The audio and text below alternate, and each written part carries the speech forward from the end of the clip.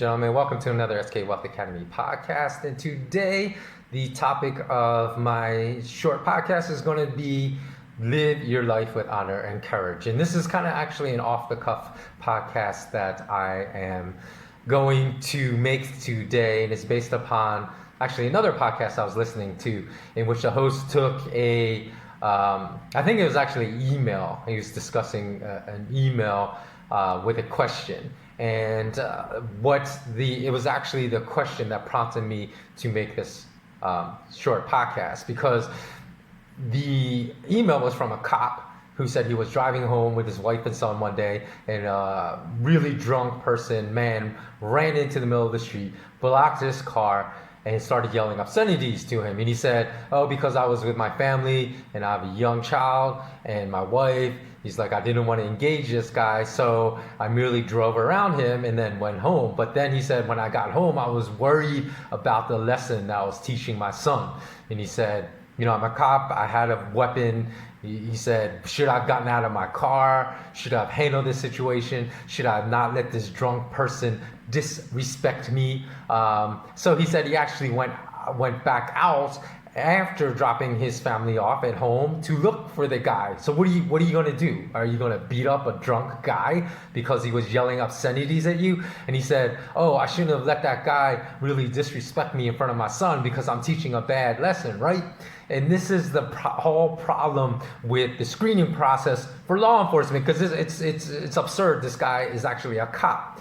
Because the way he reacted was just basically being a complete ass. He had the best possible outcome. No harm to him, no harm to his family, no harm to his car. The guy didn't touch his car. Situation was over. It was de-escalated, and it was the best possible outcome. Now he went back to try to re-escalate a situation that had already been resolved and diffused, and from which no good could have come by his actions.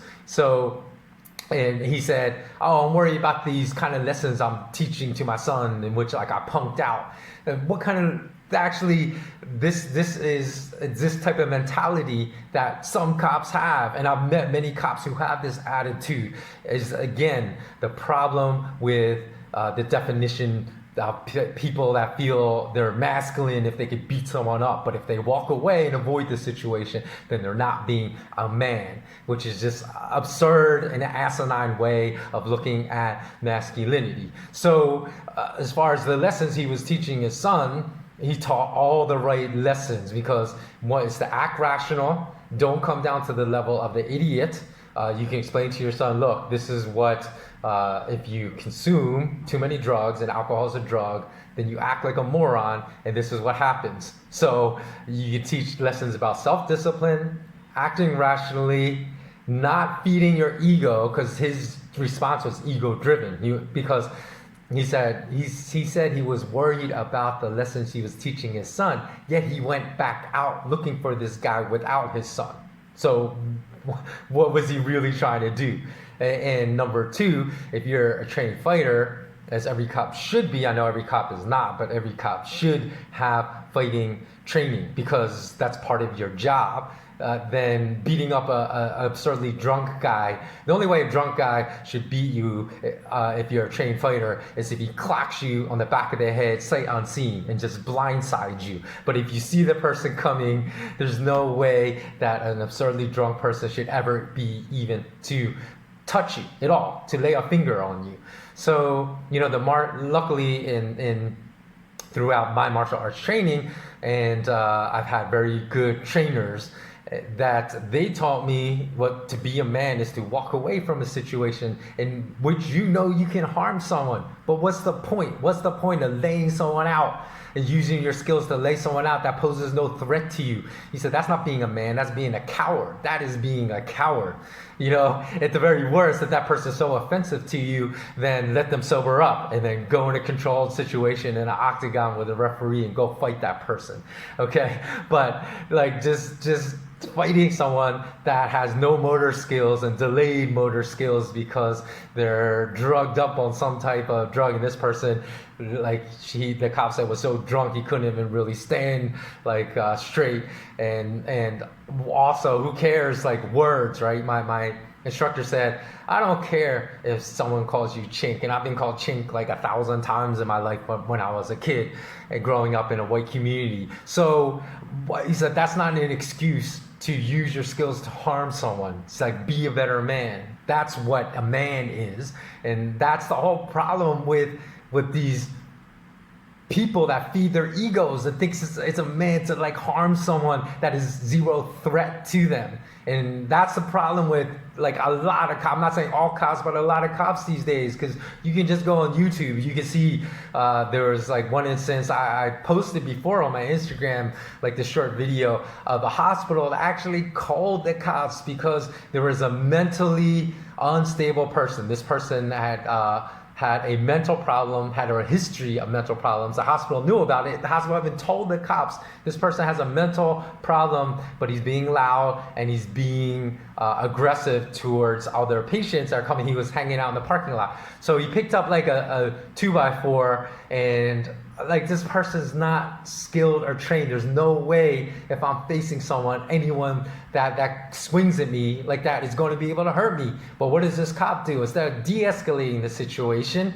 and this person is not even all there, right? He has mental problems. The cop just like unloaded his clip and murdered this person. And that's the problem, is that, you know, our martial arts creed, there's a creed: preserve rather than destroy, avoid rather than check, check rather than hurt, hurt rather than maim, and maim rather than kill. For all life is precious and no life can be replaced. Meaning that you do the minimum amount of damage possible. And remember, the first is preserve rather than destroy, and avoid rather than check. So if you can avoid the situation just by walking away, then you walk away, you know?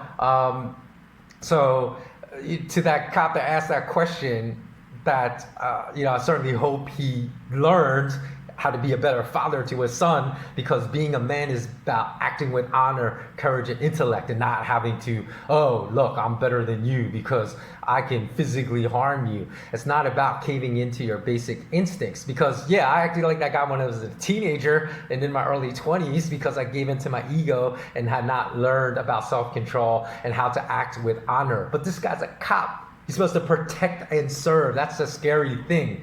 And like I said, I've run into a handful of cops exactly with his mentality during the course of my life. And, you know, I can even give you a situation that is way worse than that guy's situation, because in the early 20s, someone stalked me. I had this guy stalk me, threatened to kill me. He actually threatened to kill me. He leave messages on my phone like, you are going to die, I'm going to kill you, multiple times over the course of a couple weeks. And I didn't know what this was about. And, you know, sometimes I would be out eating in a restaurant with friends. He'd be lurking in a corner, just mugging me the whole time, like he wants to murder me. And so after 2 weeks, like, I told him, I don't know what your deal is, homie, but you need to back off. And he didn't. So after 3 weeks, I got tired. Hey, do I have to like look over my shoulder every time I walk out my door? Is he gonna stab me? Is he gonna shoot me? So I actually went looking for him. And then when I found him, I confronted him and said, hey, one of us is gonna die right now, because you keep threatening to kill me. Either you're gonna kill me right now or I'm gonna kill you. One of us is gonna die. And so he called the cops on me. 6 cops showed up. But this is like extreme. This is like, I gave him at least 5 opportunities, right, to try to resolve this through avoiding, you know. But that's what, like, I would say in that case, even though I was young and probably, you know, acting on the spur of the moment and things like that, even then I was in my early 20s and I had so much more restraint than this cop who went back out looking for this guy. I only went looking for this guy after this guy threatened my life 5 times, you know, and I just got sick of it, you know. So I said, hey, I don't want to have to and this guy kept coming back for me. He went back to look for this guy, and I'm in my early 20s, and this guy's like when that happened, this guy was way older than me already, and a cop with a family. That's the whole problem as far as how we look at being a man. So I just want to make this very quick video to say, hey, you know, being a man is not about like, oh, not backing down to anyone, because if that's the safest way to handle the situation, even if you can harm that person and you're more physically trained, that's the best thing to do, is to avoid the situation, de-escalate it. It's resolved, no one's hurt, everyone goes home fine, you know? So, and to say that guy was disrespecting you, grow up, man. The guy is drunk. If a guy is like on like speed amphetamines and he comes yelling racist slurs to me and cusses me out, am I gonna look at that as disrespect? How can someone that has no respect for themselves disrespect me? You know what I mean? So like, you just need to be a better person. You know, and everyone should learn. That's what being a man, or that's what being a woman is. Be a better person than someone that is like down here. Don't go down to your basis levels. Don't let them bring you down. And in fact, if it's even possible, uplift them. Try to lift them up. Try to get them out of whatever their funk is to help them in their situation. So I just want to make this really, because I don't know why, but that story really struck a nerve with me. And I said, man, that's wrong. That's what everything that is possibly wrong with someone's definition of what it is to be a man. That cop and just embodied it all, you know? So let me know what you think below. Please do leave a comment, because I would like to hear from the guys out here, and actually even from the women. What would you think, right? Like if your man handled a situation, how I'm saying you should handle a situation. Even if your man is training in martial arts like me, or mixed martial arts, you know that your man can handle someone else, but chooses to walk away. Do you think any less of him as a person? Because it's not about protecting you. It's about, because trust me, if it's about protecting people we love, I will protect someone I love from getting harmed.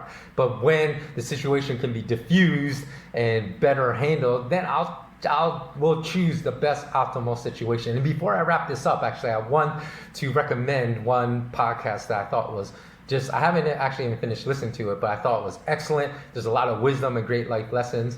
And it's the Mike Tyson Hot Boxing podcast with Sugar Ray Leonard. Check it out. There are just some gems in the first, I listened to about half hour to the first half hour. So go check it out. It's a great podcast. Okay, that's about wraps it up for today. Thank you again to all my patrons so much for financially supporting my podcasts and my articles online. If you want to become a patron and get the rewards of being an SK Wealth Academy patron, just check me out, the link below, patreon.com/SK Wealth Academy. Until next time, always remain intensely curious. So long.